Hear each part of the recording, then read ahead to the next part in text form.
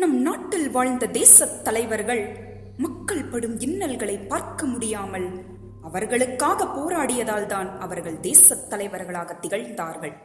ஆனால் அவர்கள் சொல்லிய நல்ல கருத்துக்களை எல்லாம் மறந்துவிட்டு அவர்கள் சொல்லாத ஜாதி மதம் இன்னும் எத்தனை பிரிவினை இருக்கிறதோ அனைத்தையும் பின்தொடர்ந்து வருகிறோம். நமது தமிழ் புத்தகங்களில் தீண்டாமை என்பது ஒரு பாவச் செயல் என்று எழுதினால் மட்டும் போதாது. அதன் உண்மையான அர்த்தம் என்னவென்று நாம் சற்றும் கூட சிந்தித்து பார்க்க தவறிவிட்டோம். ஜாதி மதம் இன்னும் எத்தனை பிரிவினை இருக்கின்றனவோ அவை அனைத்துமே ஒரு பொருளுடைமையை சார்ந்தது. நம் தலையில் இருக்கின்ற முடியில் இருந்து காலில் அணியும் செருப்பு வரை, உடம்பில் அணியும் ஆடை முதல் கையில் அணியும் கயிறு வரை, இவை அனைத்துமே பல மாவட்டங்களில் பிரிவினையின் அடையாளமாகவே திகழ்கின்றன. சற்று சிந்தித்து பாருங்கள். பொருளுடைமை மட்டும் தான் பிரிவினை. அந்த பொருளுடைமையையும் பொருளையும் அகற்றிவிட்டால் அதற்கு பின் பிரிவினையே முற்றிலும் அழிந்துவிடும்.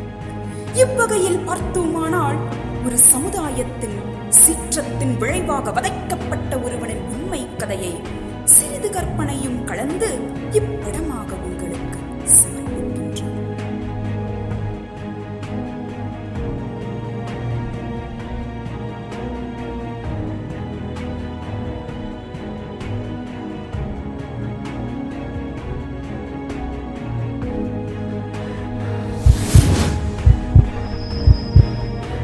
நில்றா, இலக்கியதுரா.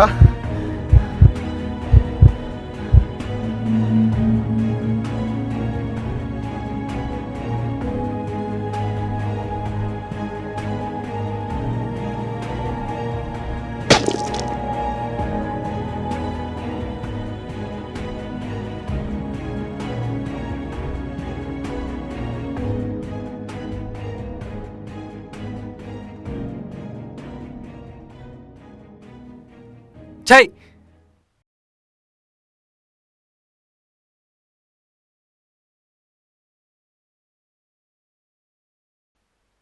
ஹலோ, எங்கிட்ட இருந்த 2 அச்சையில் ஒருத்தன் மாட்டினான், அவனை கொன்னுட்டேன். இன்னொருத்த தப்பிச்சு ஓடிட்டான், அவனை நீ தான் கொல்லணும். முடிச்சுட்டு கூப்பிட்றேன். பை. அம்மாவோட கருவறை தான் ரொம்ப இருட்டாக இருக்குமா, ஆனால் அதை விட இருட்டாக இருக்கு நான் வாழ்ந்துக்கிட்டு இருந்த வாழ்க்கை. ஒவ்வொரு தடவையும் இந்த இருட்டை விட்டு வெளியே வரணும்னு நான் நிறையா போராட்டம் பண்ணிகிட்ருக்கேன். ஆனால் ஒவ்வொரு தடவையும் நான் தோற்று போயிட்டே இருக்கேன். இந்த இருட்டு என்னை மீண்டும் மீண்டும் சூழ்ந்துருது. டேய் கிருஷ்ணவேணி, நில்றா. ஐயோ, கிருஷ்ணவேணி எப்படி டே ஆகும்? அது டி கிருஷ்ணவேணியில. என் பேரு கிருஷ்ணா இல்ல, என் பேரு கிருஷ்ணவேணி தான். அதுக்கு என்ன இப்போ? இது எங்க அம்மாவோட பேர். நான் தான் இது. அப்பா அம்மா 2 பேரும் லவ் பண்ணி கல்யாணம் பண்ணிக்கிட்டாங்க. வேற வேற ஜாதியாக ஊரில் சொல்லுவாங்க. எல்லா ரத்தமும் சிவப்பாக தானடா இருக்கு. உங்களுக்கு புரிகிற மாதிரி சொல்லணும்னா எங்கள் ஊரில் மொத்தம் 2 ஜாதி. ஒன்று செருப்பு போட்ட ஜாதி, இன்னொன்று செருப்பு போடாத ஜாதி. அம்மா நான் பிறந்தோடனே போயிட்டாங்க. அப்படி ஒரு ராசி எனக்கு. எங்களெல்லாம் விட்டு அம்மா போகலன்னு சொல்லிட்டு அப்பா அவங்க பேர் எனக்கு வச்சுட்டாங்க, கிருஷ்ணவேணி. அன்னைக்கு ஸ்கூலில் பக்கத்தில் இருந்தவனோட பணத்தை திருடிட்டேன். அப்பா முதல்ல என்ன அடித்தார். ஆனால் அதுக்கு என்னமோ அவரே தப்பு பண்ண மாதிரி அதுக்கப்புறம் என்கிட்ட வந்து மன்னிப்பு கேட்டார். டேய் தம்பி, டேய் நீ திருடன்னு சொல்லும்போது கஷ்டமா இல்லைடா. உங்கள் அம்மா பேர் கிருஷ்ணவேணி திருட்டான்னு சொல்லும்போது தான் ரொம்ப ஒரு மாதிரி இருக்குடா. எல்லாரும் உங்கள் அம்மா பேரை காப்பாற்றுறேன்னு சொல்லுவாங்க. உனக்கு உங்கள் அம்மா பேரே வச்சுருக்கேன், காப்பாற்றுவேன்னு நினைக்கிறேன். வா.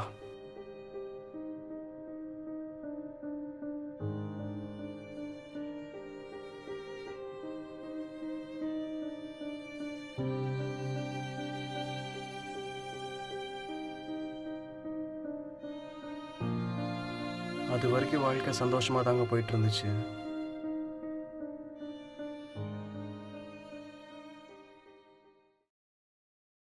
ஆனால் யாரையுமே இந்த சமூகம் ரொம்ப நாள் நிம்மதியாக வாழ விட்டதே கிடையாது. ஜாதி விட்டு ஜாதி கல்யாணம் பண்ணதுனால ஊரில் இருக்கவங்க அப்பாவை வெட்டிட்டாங்க. வேணி டே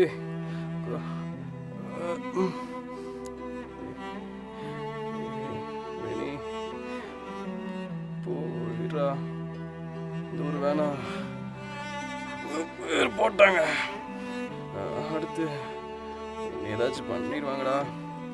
உங்களை மாதிரி இல்லாமல் படிச்சு பெரிய ஆள் ஆகணும்டா. டே அம்மா மகராசி, நீ பிறந்தோடனே போயிட்டாடா. வாழ்க்கையில் எனக்கு அவசரப்படாத, பொறுமையாரு. இந்த ஊரை விட்டு போயிடு. ஜாதி சமுதாயம் ஒன்று நிம்மதியாகவே போயிடா.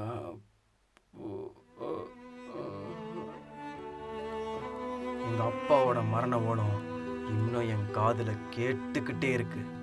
இதெல்லாத்தையும் விட கொடுமையான விஷயம், எங்கள் அப்பாவை நானே கொண்டுட்டேன்னு சொல்லி என்ன ஜெயிலில் போட்டாங்க. அந்த ஜோனியெல்லாம் கரெக்டாக தப்பாக எனக்கு தெரியாது.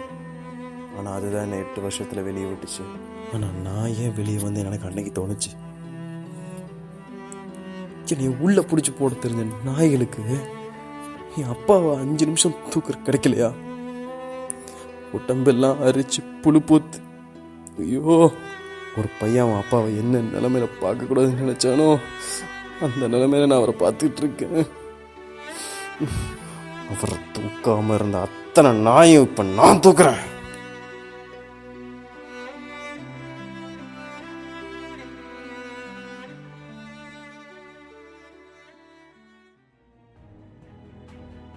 ஜெய், இவ்வளோ சொல்லி நீ கேட்க மாட்டேல?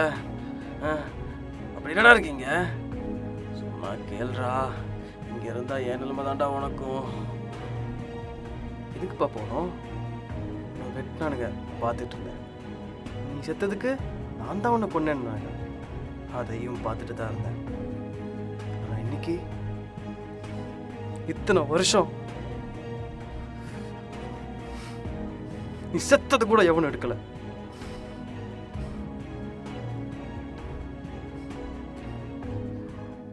என்னை பொறுத்த வரைக்கும் உன்னை வெட்டினவனே எதிரிதான், உன்னை தூக்காம விட்டவனே எதிரிதான்.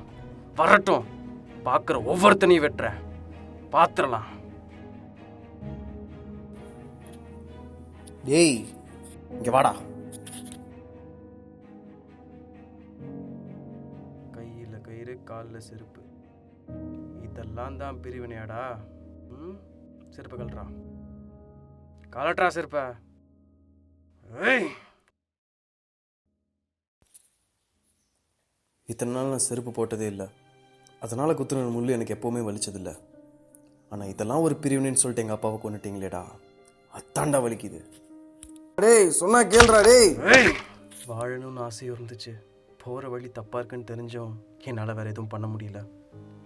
இந்த வயசுலேயே கத்தி எடுக்கிற, பின்னாடி தள்ளுறா.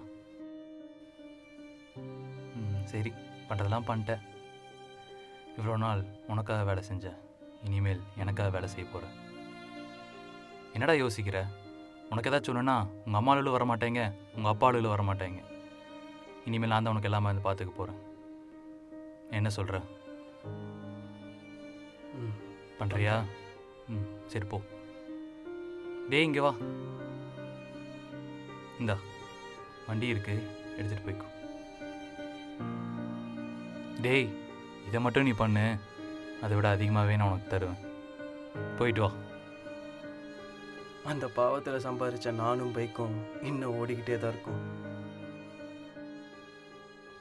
ஏன் எதுக்குன்னே தெரியாமல் ஒருத்தனை கொல்ல போகிறேன். இதை நான் நினச்சா தடுக்க முடியாது, வேறு வழியும் இல்லை எனக்கு.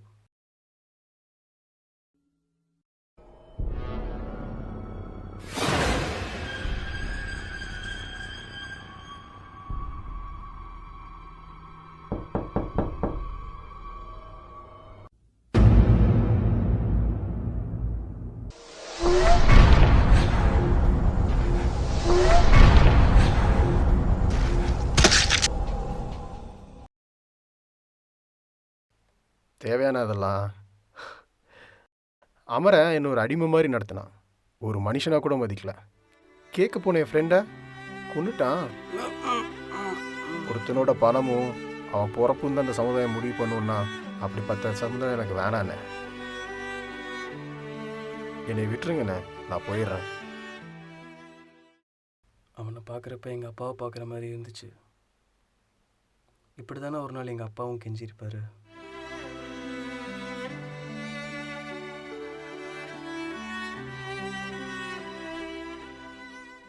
நான் போலீஸ்க்கு ஃபோன் பண்ணி அமரனுக்காக செஞ்ச எல்லா கொலைகளையும் ஒத்துக்க போகிறேன். இனிமேல் என்னால் இந்த ஊரில் ஒரு சொட்டு ரத்தம் கூட சிந்த விட மாட்டேன். நான் சரண்டர் ஆகலான்னு முடிவு பண்ணிட்டேன்.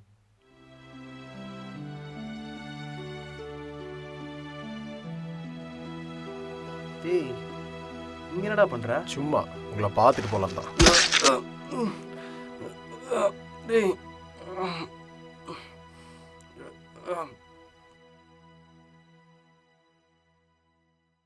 கொண்டுட்டேன் தலை. இன்னைக்கு அவன் என் கூடயே இருந்துட்டு என் முதுகுலேயே குத்த பார்க்குறான்.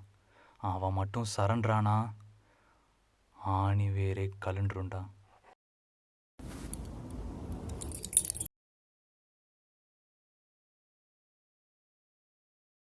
நீ மட்டும் அவனை போட்டன்னா அவன் இடத்துல உன்னை வச்சு பார்த்துக்கிறேன். அவன் என்னை கொண்டுட்டான்றதுனால நான் ஒன்றும் தோத்துட்டேன்னு அர்த்தம் இல்லை. மிருகங்களாக வாழ்ந்துக்கிட்டு இருக்க இந்த உலகத்தை விட்டு தெய்வமாக வாழ்ந்துக்கிட்டு இருக்க என் அப்பா அம்மாவை பார்க்க போகிறேன். இந்த உலகத்தில் மனுஷங்களை முதல்ல ஜாதியால் பிரித்தாங்க, அப்புறம் பணத்தால் பிரித்தாங்க. ஆனால் நான் இப்போ ரெண்டாக பிரிக்கிறேன். ஒன்று மிருகம், இன்னொன்று மிருகமாக மாறிக்கிட்டு இருக்க மனுஷங்க.